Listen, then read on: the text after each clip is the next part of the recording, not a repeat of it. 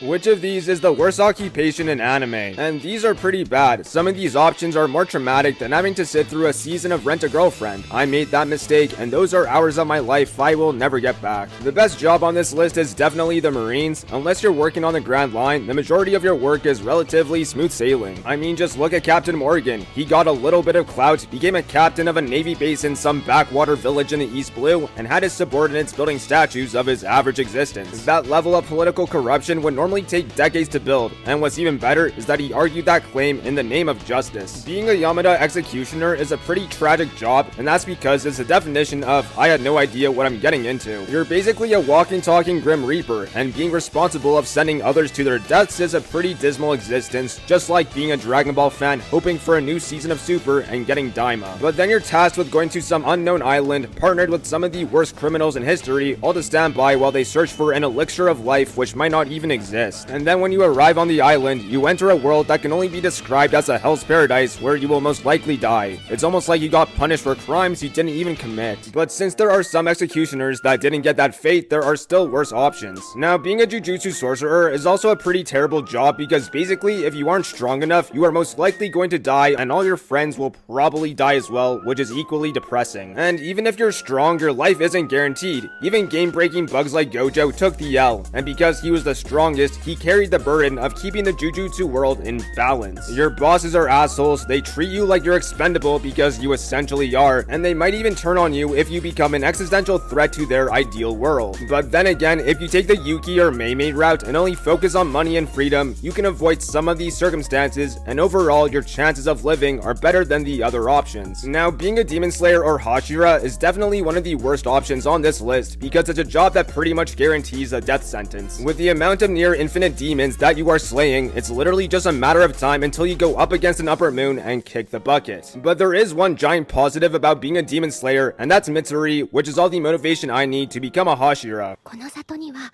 強くなるための秘密の武器があるらしいな。